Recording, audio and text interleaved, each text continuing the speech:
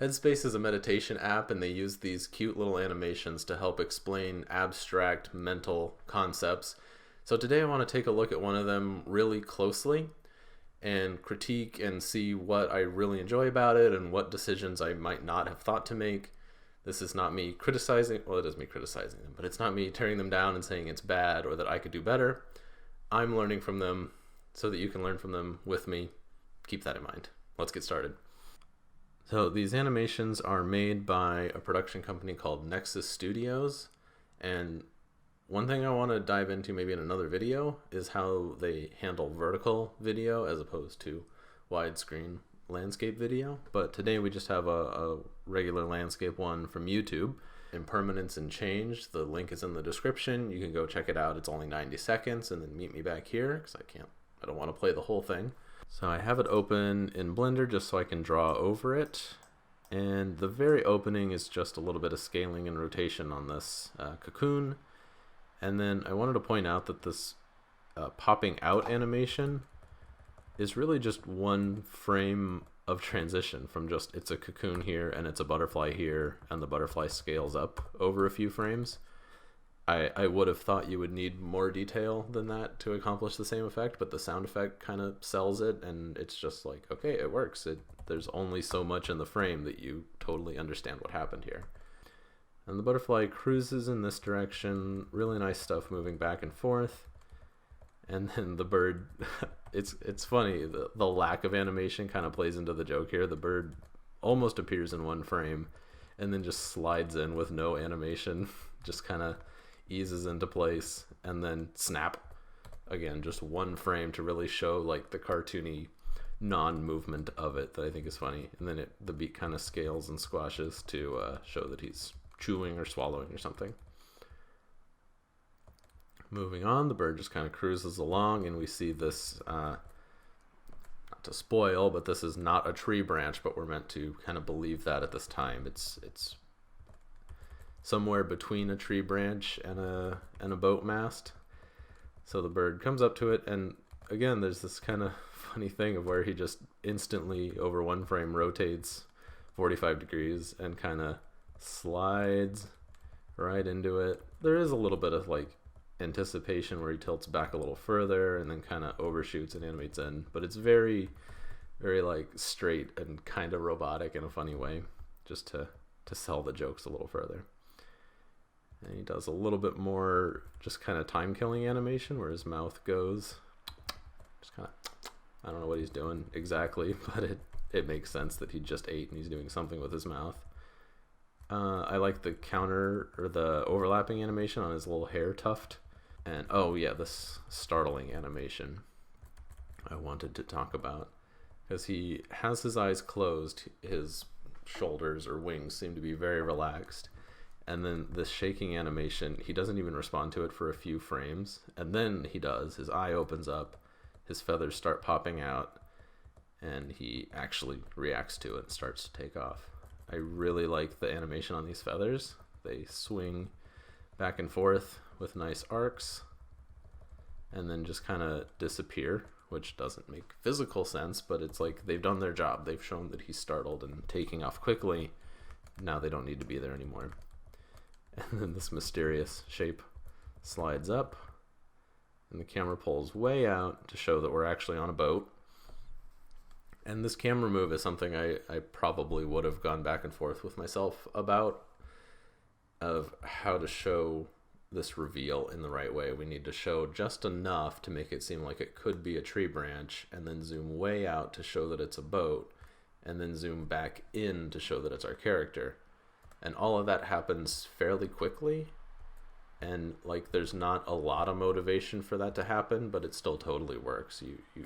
The reveal is the motivation, and then continued interest in this character, given that he has more detail than the rest of the boat, gives us the motivation to zoom in here. These characters are flexible enough to do all kinds of crazy stuff, like have their beard spontaneously grow over the course of one frame. It wiggles for a little bit and then pops out to show the ongoing change. That's what they're responding to in the narration. And it looks like he's a little surprised by the beard at first. He's like, what happened? He looks down. And he's fine with it. And this glasses put on animation I want to talk about. His arm was here, and then over like one frame to kind of show it leaving. Let me get rid of my grease.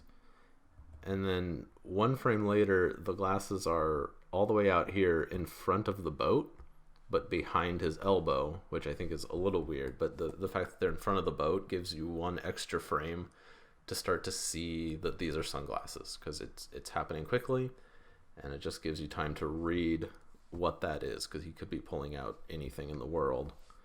He kind of holds it up here for a second, which is partly showing off this is sunglasses, and also it's extended further than my frame allows to show that he's about to slap them onto his face. And I really like this slap animation, because his anatomy here of his arm, he doesn't have like fingers to be holding the sunglasses, and he only has a wrist indicated by a little colored swatch.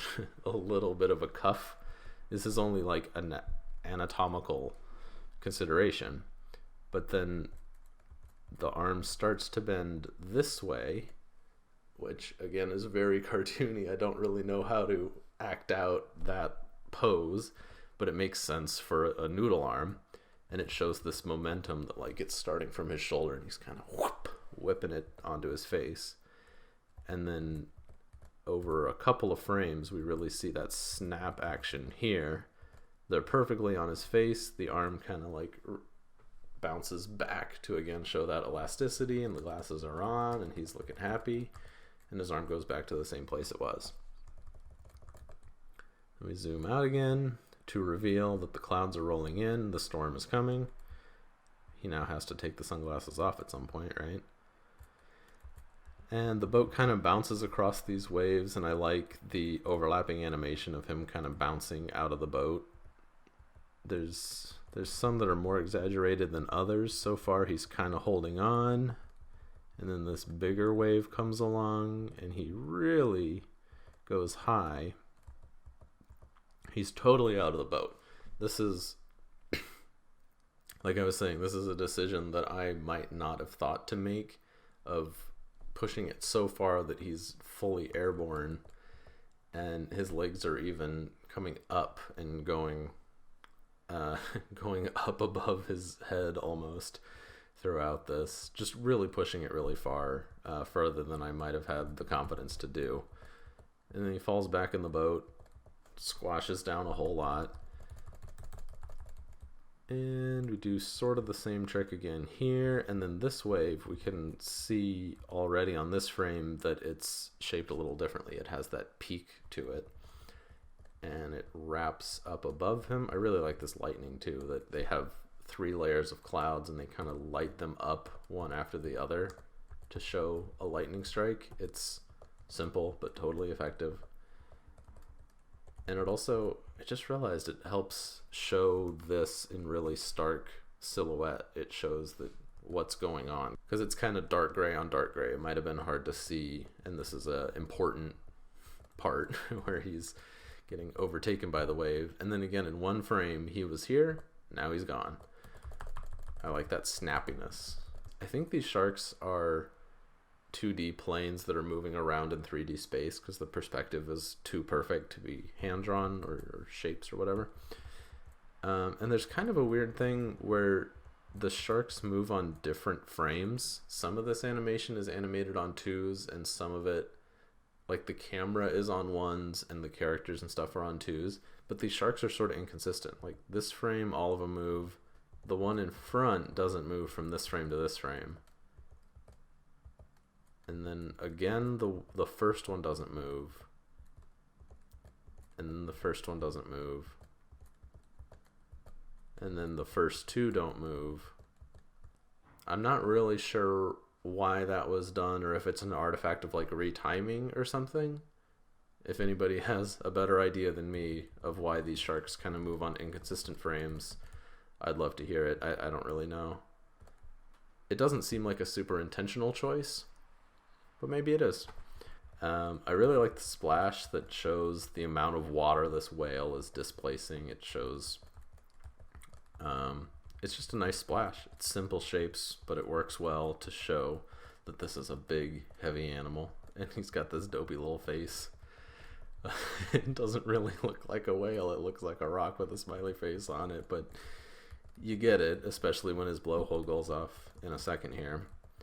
If I were to pick one thing to really be critical about, and like if I was okaying this animation, this is the thing I would say maybe find another way, it's the splash. Because even at speed, this splash didn't make a lot of sense to me. It took me a second after it happened to understand it, because it just folds up in this very symmetrical pyramid shape, and then the wave starts to peel over, and it looks like a piece of paper. It looks like construction paper rolling down or something. It doesn't totally read as a wave to me. I don't know what I would do different, I will fully admit that, but compared to the other wave that overtook him and a wave later that we'll talk about, this, even the wake off of this just looks like a white piece of paper that got cut out or something, and it fades away in kind of a weird way.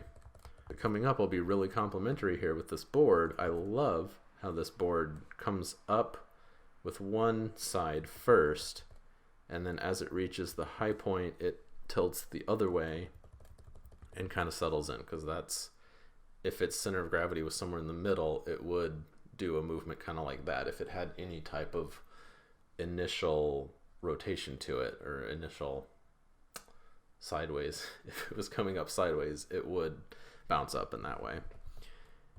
And so I want to talk about the body mechanics of him coming out of here, because this is, I really like how they've handled it, and it's a tough problem to handle. How do you show any character climbing out of the water onto a board and then standing on the board? But especially a character this simple and stylized. He doesn't have a lot of anatomy, like I said, so the coming out of the water, I really like it. It anticipates with this splash coming up first, which doesn't make a lot of sense, but it shows you where you want to be looking. And then in one frame, he's all the way up here, and he just holds it for a second to show you this pose of, and then boom, his arms are down, and he's hanging on the board, kind of catches his breath. And then the way that he gets out of here is like, think about this. How would you show a character climbing out of a body of water onto a little board when your character, their core body is so ambiguous? It's just like a beard and a little bit and arms and legs. So the way they did it was, one frame he's here with just his arms up. The next frame we can see that his shoe or his foot is coming up, and so that tells you all about what his lower body is doing. It's obviously twisting in some way. You see his head turn to the one side to make that movement possible. And then a couple frames later, we have this drawing, which his arms and legs are the same color. So this on its own is pretty confusing. If you freeze it and look at it, this arm makes sense. I think this is like a butt and then a knee and then a leg. And then his arm is coming somewhere down here, and then his other leg is in the water. They're all right on top of each other, and they're all kind of the same color. They're just a bunch of stringy spaghetti. But with the frame before and with the frames that follow, this is where it kind of gets clearer what's going on. This is one arm, this is one arm, that's his leg, that's his leg. With all that information before and after, you can start to understand the mechanics of that. And it makes enough sense that you get the idea that he climbed out. That's the whole story. He climbed out of the water. Doesn't matter exactly how. Zoom back out now.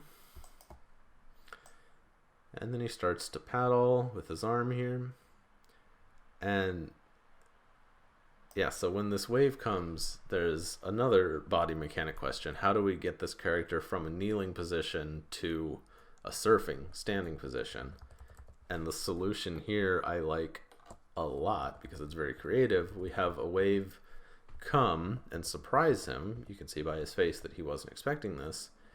And it uses that same wave trick from before to get him into a standing position. He goes up too high, does this great arm swing, this great cartoony keeping his balance deal, and then lands in a standing position, and even he's surprised by it. His face is like, am I not drowning? Do I not have to do that again? He looks down, sees that he's surfing, and then kind of embraces it, and then goes into the real surfer position. A few things drawing wise that I want to talk about here. I like this surf coming off of his surfboard. I like this trail coming off of like where the board cuts into the water, I think is what that's representing. Really nice. And it gets even better when this wave starts to curl over, especially when it reaches about this point. This looks really good to me. The shadow of this wave helps show the tubular structure of it. These waves, or this foam, I think is just a simple shape kind of going through this curvy motion. It might even be the same 3 frames repeated for all I know. But it totally works for like the crest of a wave. There's these little dots of water coming off the top, and it shows speed, and like it shows that curvature, that form really nicely. And this is where you want to spend that energy and make it look really good, because this is like a confident moment. He's embracing the change, and so that was totally the right decision. The whale flipping him over doesn't really matter. You just need to see that he's in the water, which we get by the fact that he's in the water afterward. And then what happens here? The wave takes him out, but he has a calm expression on his face because now he's embraced change. And then, okay, so this is a cool abstract thing. So far, this entire section, the background, the sky, has been this kind of sandy beige color with the clouds on top. And then the wave takes him out, he's calm, he falls down into the water, and something overtakes the whole screen. Something white comes in from the edges and fills the screen. And then we're left with maybe a second here of like, what happened? What's going on? We're just looking at a white thing. And then we see this little mysterious dot down here. And it's slowly revealed that now the camera is in a top-down view, and we're seeing him laying in the water with his back down and his front up, which is not a perspective we've seen so far in this video, which is, again, a very, I don't want to say jarring change, but a big change that just shows that this is like the finale in a way. We saw the beautiful, beautiful wave. We see this big change that shows that something changed within him, something changed in the story. And he's looking happy. The water kind of recedes and flows out, which is, again, sort of the real reveal that we're looking down right now. And cute little starfish. And then this last camera move, I like how the starfish looks at him. Everything starts to drift down out of frame. And then right about here, the camera is orbiting around him and sliding into a sideways position looking at the sunset. And I'm trying to tell if this is a 3D space, because especially towards the end here, it looks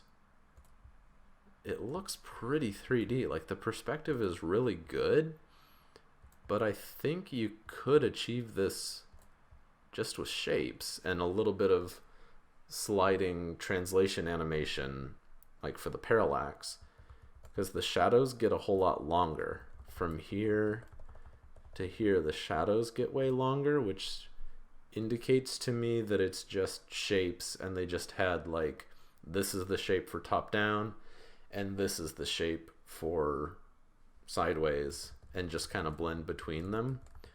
But that plus the parallax of the sun and stuff moving down pretty quickly, the rocks moving at a moderate speed, the beach, let's see,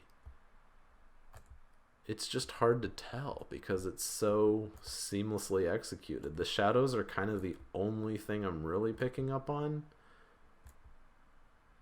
But man, it just looks so good. And the whole animation so far has been either this kind of blue, this sea blue, or beige, or gray, and then this bright orange sunset again is just another new element, another big change that shows that it's wrapping up. We've done it. We've gone on this whole journey. We bring it back to the butterfly. It comes full circle. Just really great stuff. And the exercise here is me thinking about the actual script. If I was given this narration or this script, would I have thought to do all of that stuff with the butterfly and bring it back around and show these abstract ideas in that way? That's really the impressive part. I've been focusing on the nitty-gritty animation because that's easier to frame by frame through, but just listen to that narration and see how well it matches this animation. This animation is good on its own, but also when it's mixed with Andy Puttycomb's voice, it just works so well. Did you like this style of video? Do you want to see more of this? Honestly, let me know, because this channel is fairly new and I don't really know what's going to work. Let me know. I want to do kind of a mix of both, I think, but we'll see what happens. Thanks for watching. See you in the next one.